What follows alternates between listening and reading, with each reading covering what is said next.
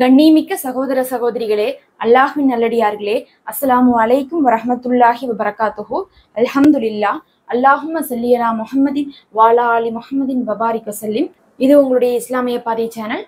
இன்னைக்கு நாம சிறப்புமிக்க அல்லாஹுடைய 2 இஸ்முகளை பார்க்க போறோம். இந்த இஸ்முகளை நீங்கள் ஓதினால் உங்களுக்கு அல்லாஹ் செல்வத்தில் பரக்கத்தை தருவான். உங்களுடைய வீட்டை தேடி ரிஜிக் வரும். எப்போதும் உங்களுக்கு உணவு தட்டுப்பாடு இல்லாமல், பணம் தட்டுப்பாடு இல்லாமல், இன்னும் ரிஜிக்குன்னு சொல்லிட்டா உணவுகள் சாப்பாடு மட்டும்தான் ரிஜிக்குன்னு கிடையாது. நமக்கு கிடைக்கக்கூடிய ஒவ்வொரு அருட்கொடைகளுமே பார்த்தீங்கன்னா ரிஜிக்கு தான். அல்லாஹ் நமக்கு நல்ல ஆரோக்கியத்தை கொடுத்துருக்கானா, அதுவும் நமக்கு ரிஜிக்கு தான். நல்ல குழந்தைகளை கொடுத்துருக்கான், நல்ல குடும்பத்தை கொடுத்துருக்கான், நல்ல சூழ்நிலையை கொடுத்துருக்கான், நல்ல ஒரு வாழ்வாதாரத்தை கொடுத்துருக்கான், வேலையை கொடுத்துருக்கானா, எல்லாமே உங்களுக்கு ரிஜிக்கு தான். அப்படிப்பட்ட அத்தனையுமே உங்களுக்கு வருமானம், உணவு, அது இல்லாம நமக்கு வாழ்க்கைக்கு தேவையான அனைத்தையுமே நம்ம ரிஜிக்குன்னு சொல்லலாம். அதை அள்ளி தரக்கூடிய அல்லாஹுடைய சிறப்பு இஸ்மே தான் நம்ம பார்க்க போறோம். நம்ம வீடியோக்குள்ள போறதுக்கு முன்னாடி இன்னும் சப்ஸ்கிரைப் பண்ணாம பார்த்துட்டு இருக்கோங்க, மறக்காம சப்ஸ்கிரைப் பண்ணிக்கோங்க. இந்த வீடியோக்கு ஒரு லைக் கொடுங்க. இன்ஷா அல்லாஹ் அதன் காரணமாக கூட இந்த நன்மையான விஷயம் மற்றவங்களுக்கு காமிச்சு அவர்களும் இதை ஓதி பலனடையட்டும், அந்த நன்மை உங்களுக்கு சேரட்டும். நிறைய பேர் கமெண்ட்ல தினமும் தொடர்ந்து துவா செய்ய சொல்லிட்டே இருக்கிறீங்க. நான் நீங்க கேட்க சொல்ற மாதிரில உங்களுக்காக அல்லாஹ் இடத்துல துவா செய்றேன். எப்போதும் என்னுடைய துவால உங்களுக்காக நான் துவா செய்து கொண்டே இருப்பேன். நீங்களும் உங்களுடைய துவால என்னை சேர்த்திக் கொள்ளுங்க. அல்லாஹ் உங்களுக்கு சிறந்ததையே தருவோம். நீங்க இந்த இஸ்மை ஓதி நீங்க கேளுங்க. உங்களுக்கு ரிஜிக்கு மட்டும் கிடையாது, பரக்கத்தும் கிடைக்கும். நம்ம எப்போதுமே ரிஜிக் வேணும், காசு வேணும், உணவு வேணும்னு ஆசைப்படுவோம். ஆனா பரக்கத்தை பத்தி சிந்திக்காம விட்டுருவோம்.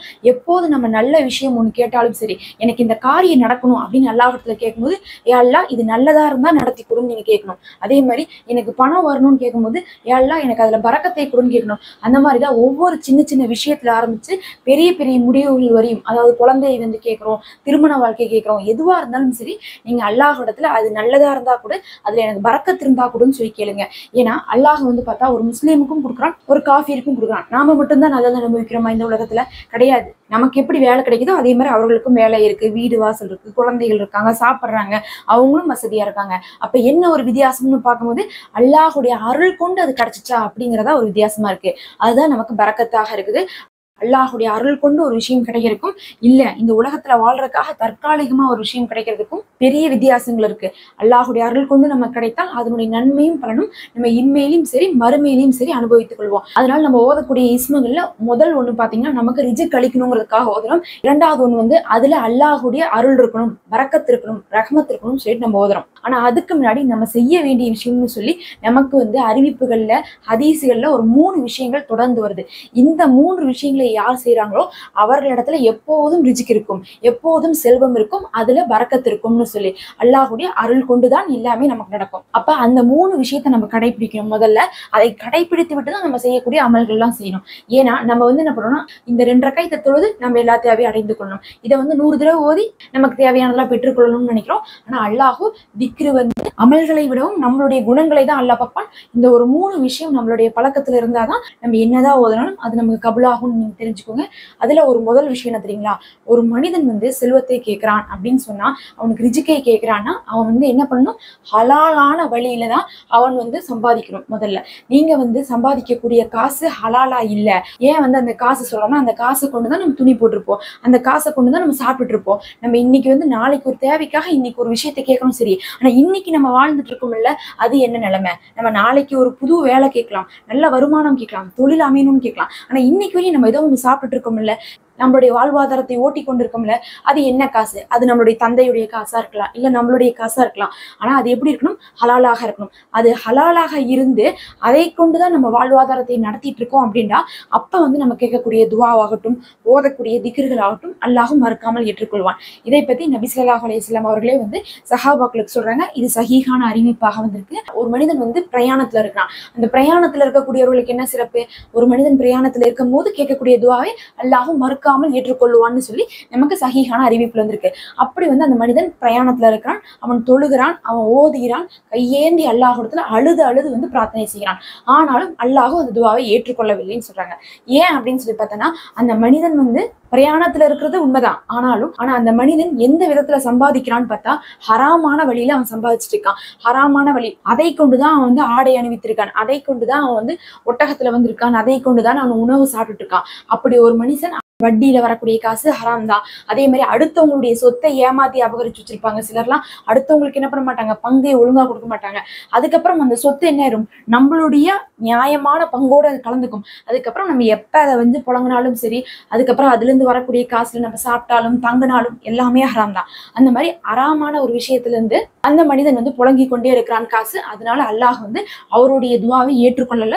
நீங்க அனைவருமே ஹராமானதை விட்டு விலகி இருங்க. அப்படி இல்லாட்டினா உங்களுடைய இபாதத்துகள் எதுவுமே ஏற்றுக்கொள்ளப்படாது, துவாக்கள் ஏற்றுக்கொள்ளப்படாது. அதனாலதான் வந்து நிறைய பேர் நான் எவ்வளவோ துவா செய்ய கிடைக்க மாட்டேங்கிறாங்க. நம்மள்ட்ட எல்லாமே ஹலாலா இருக்கான்னு சொல்லிட்டு பார்த்துக்கோ. சாப்பிட்ற சாப்பாடு, நம்ம வந்து பயன்படுத்தக்கூடிய பணம், போட்டிருக்கக்கூடிய ஆடைகள், நம்ம வாழக்கூடிய வீடுன்னு சொல்லிட்டு எல்லாமே நம்மளை சுத்தி ஹலாலா இருந்தாதான் நம்மளுடைய இபாதத்துகள் ஏற்றுக்கொள்ளப்படும். அல்லாஹும் நமக்கு என்ன பண்ணுவான், ரிஜக்கை வந்து பரக்கத்தானதாக அருள் புரிவான். இரண்டாவது விஷயம், கடமையான ஜக்காத்தை யாருமே நிறைவேற்றதில்ல. சொன்ன உடனே எனக்கு ஜக்காத் கடமை இல்லைன்னு நினைச்சுக்காதீங்க. ஜக்காத்துடைய சட்டம் தெரிஞ்சிச்சுன்னா இங்க இருக்கக்கூடிய 100ல 90 பேர் ஜகாத் கொடுக்கணும் அப்படிங்கக்கூடிய நிலைமை வந்துடும். ஏன்னா வந்து சமீபத்துல ஒரு வீடியோ பார்த்தேன், 70,000க்கு உள்ள ஒரு 65,000ல இருந்து கணக்கு சொல்றாங்க, 66,000 ரூபாய் ஒருத்தவங்கள்ட்ட வந்து ஒரு வருஷம் முழுவதும் மிச்சம் இருந்தாவே அவங்க வந்து ஜகாத் கடமையாக்கப்படுறாங்க. அது காசா இருந்தாலும் சரி, வீடா இருந்தாலும் சரி, நகையா இருந்தாலும் சரிங்கிறாங்க. அதே மாதிரிதான் பொருட்கள், நம்ம வச்சிருக்கக்கூடிய பொருள் இருக்கு பாருங்க, வண்டியும் அப்படிதான். அப்படிலாம் பார்க்கும்போது நம்ம என்ன பண்றோம்னா, எல்லாருமே வந்து கிட்டத்தட்ட ஜகாத் கடமையானவங்களா தான் இருக்காங்க. அதை வந்து தெரிஞ்சு யாருக்கு எவ்வளவுன்னு தெரிஞ்சு நிறைவேற்றி வரணும். அப்படி ஜக்காத் நிறைவேற்றாதவங்களுக்கு அல்லாஹ் வந்து என்ன கொடுக்க மாட்டான், செல்வத்துல அபிவிருத்தியை கொடுக்க மாட்டான், ரிஜிக்ல வந்து பரக்கத்தை கொடுக்க மாட்டான். இருக்கிறதெல்லாம் கழிஞ்சு போயிட்டே இருக்கும், வந்து சேரவே சேராது. அதனால நீங்க ஜக்காத்தை நிறைவேற்றுவாங்க. நம்மள்ட்ட இருக்கு பாருங்க நகை, அந்த நகைக்கு கண்டிப்பா நிறைவேற்றணும். உங்களுடைய அம்மா உங்களுக்கு கல்யாணத்துக்கு போட்டிருக்கலாம், எனக்கு எங்க அம்மா 20 பவுன் போட்டாங்கன்னு சொல்லுவாங்க. அந்த 20 பவுனுக்கு நீங்க வருஷம் வந்து ஜக்காத் கட்டணும். அப்படி கட்டாட்டினா உங்களுக்கும் உங்களுடைய கணவருக்கும் உங்களுடைய குழந்தைக்கும் உங்க குடும்பத்துக்கு என்ன ஆகும், தரித்திரம் தான் பிடிக்கும், செல்வத்துல வந்து உயர்வே கிடைக்காது. அல்லாஹும் மறுமையில நிச்சயமாக அதற்காக கேள்வி கேட்பான். ஏன்னா வந்து இது இஸ்லாத்துடைய கடமையில ஒன்றாக இருக்கு. அந்த மாதிரி நம்மள்ட்ட இருக்கக்கூடிய நகையாகட்டும் சொத்துகளாகட்டும் அனைத்துக்குமே நம்ம கட்ட வேண்டியது இருக்கு. மூன்றாவது வந்து பாத்தீங்கன்னா, நமக்கு நிறைய செல்வம் வரணும்னு நினைச்சோம்னா நாம அதிகமாக சதக்கா செய்யறது வந்து நமக்கு செல்வத்தை கொடுக்கும். இதுக்கு வந்து லிமிட் கிடையாது. நம்ம என்ன பண்ணலாம்னா நம்மளால முடிஞ்சதை கொடுக்கலாம். உங்களுக்கு விருப்பப்பட்டா நீங்க சாப்பாடு சமைக்கும் போது ஒருத்தவங்களுக்கு சாப்பாட்டை தீ கொடுங்க. நம்ம வீட்டுக்கிட்ட வராங்க, வாரத்துல ஒரு நாள் வெள்ளிக்கிழமை அந்த மாதிரி என்ன பண்ணுங்க, யாருக்காவது சாப்பாடாய் கொடுக்கலாம். அப்படி இல்லையா, நீங்க என்ன பண்ணலாம், தினமும் ஒரு ரூபாவாவது எடுத்து நீங்க தனியா சேர்த்து வைங்க. வெளியே போகும்போது என்ன பண்ணலாம், யாருக்காவது நீங்க கொடுங்க. அந்த மாதிரி என்ன பண்ணுங்க, உங்களுடைய காசை அதிகப்படுத்திக்கணும். உங்களுக்கு நல்ல செல்வம் வரணும், ரிஜிக் வரணும்னா நீங்க மற்றவங்களுக்கு இல்லாதவங்களுக்கு சதக்கா செய்துவாங்க. சதக்கா செய்பவர்களுக்கு அவ்வளோ பல மடங்காக அல்லாஹ் கொடுக்குறான்னு சொல்லி பல்வேறு அறிவிப்புகள்ல நம்ம பார்க்க முடியுது. என்கிட்டயே காசு இல்ல அப்படின்னு நினைச்சிட்டு இருப்பாங்க நிறைய பேர். அப்படிலாம் நினைக்காதீங்க. நம்மனால முடிஞ்ச அளவுக்காவது நம்ம செய்யணும். எல்லாராலையும் ஒரு ரூபாய் 2 ரூபாய் கூட கொடுக்க முடியாம இருக்காது. ஆனா நம்ம என்ன நினைச்சுக்கிறோம், அதையெல்லாம் கூட துணிஞ்சு செய்யறதே கிடையாது. நம்ம வீட்டு வாசல்ல வந்து நம்மள்ட்ட வந்து காசு கேட்கறாங்களா, அவங்கள வெறுங்கையோட எப்போதும் அனுப்பாதீங்க. அல்லாஹ்விற்காக அவர்களிடத்துல உங்களால முடிஞ்சதை கொடுத்து அனுப்பி வைங்க. அதுவே உங்களுக்கு பரக்கத்தை தரும். அப்ப இந்த 3 விஷயத்தை செய்யணும். ஒண்ணு வந்து பார்த்தா ஹலாலானதை கொண்டுதான் உங்களுடைய சம்பாதனை எல்லா விஷயமும் இருக்கணும். 2வது ஜக்காத்து, 3வது சதக்கா. இது 3ம் நிறைவேற்றவர்களுக்கு தான் உங்களுக்கு அல்லாஹ் ரிஜக்கை அளிப்பான், அதுல பரக்கத்தை தருவான், உங்களுடைய செல்வமும் உயர்ந்து கொண்டே இருக்கும், செல்வந்தராகலாம். இதோட சேர்ந்து இந்த 2 இஸ்முகள் ஓதுங்க. அதுல முதல் இஸ்மு வந்து பார்த்தா அர்-ரஸாக்கு, ரிசுக் அளிப்பவன் அர்த்தம். அல்லாஹ்விடத்துல நம்ம ரிசுக்கு கேட்கும்போது, நீயே ரிசுக் அளிக்கக்கூடியவனாக இருக்கிறாய், எனவே எனக்கு நீ ரிசுக்கை தந்து விடுன்னு நம்ம கேட்கணும். இப்ப நம்ம ஒருத்தவங்கள்ட்ட ஒரு விஷயம் கேட்கணும், அவங்கள்ட்ட அது இருக்கணும், இருந்தா தானே கேட்க முடியும். ஒரு பொருளே இல்ல, அதுக்கப்புறம் நான் உங்கள்ட்ட வந்து நான் கேட்கறேன்னா அது எப்படி நீங்க கொடுக்க முடியும்? கொடுக்க முடியாது. அல்லாஹ்விடத்துல இல்லாத எந்த விஷயமே இல்லை. ஆனா அல்லாஹ் விரும்புகிறான். அவனுடைய திருநாமத்தை கூறி, அந்த ஒவ்வொரு திருநாமத்துக்கும் ஒரு சிறப்பு இருக்குது.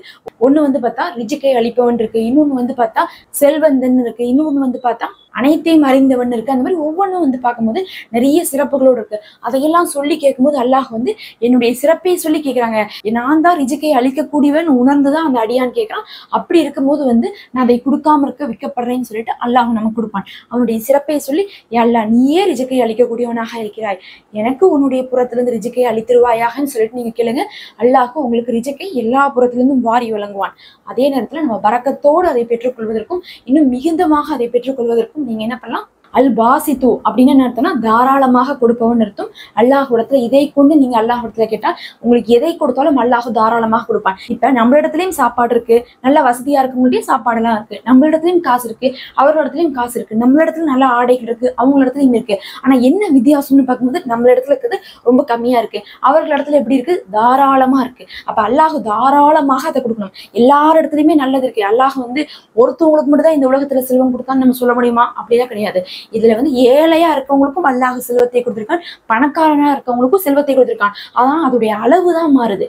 ஏழையா இருக்கவங்களுக்கு அது போதுமானதா இல்லை, தேவைக்கே பத்தாத மாதிரி இருக்கு. அதனால அவங்கள்ட்ட இருக்க காசு ரொம்ப குறைவு.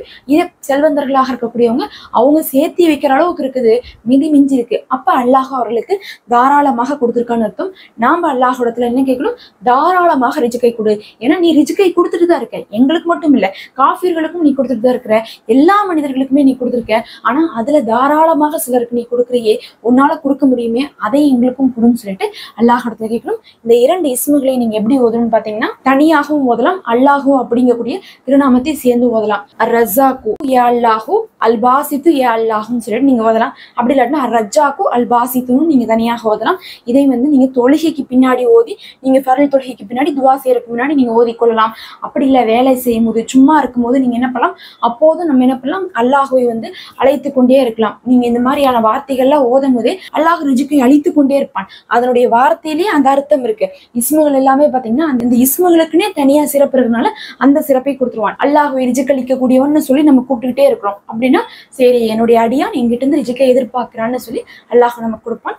அந்த மாதிரி உங்களுக்கு எந்த தேவை இருந்தாலும் அதற்குன்னு சொல்லிட்டு திருநாமங்கள் இருக்கு. இது நம்ம செல்வத்துக்காக, ரிஜ்க்குக்காக, பரக்கத்துக்காக சொல்லியிருக்கோம். அது இல்லாம நீங்க குழந்தைக்காகலாம் ஓதுறீங்கன்னா அல் ஹாலிக்கு ஓதலாம். அல் ஹாலிக்குனா படைப்பவன் அர்த்தம். அல்ல நீதான படைப்பவன், எனக்காக ஒரு ஆத்மாவை படைத்துக்கொடுன்னு கேட்கலாம். அல் முசவ்விரு, அல் முசவ்விரு ரூபம் அமைப்பவன் அர்த்தம், அதை ஓதி கேட்கலாம். அந்த மாதிரி அதற்குண்டான திருநாமத்தை தெரிஞ்சு வச்சு அதை நீங்க பல முறை ஓதி துவா செய்துவாங்க. உங்களுடைய துவாவானது கபுலாகும்.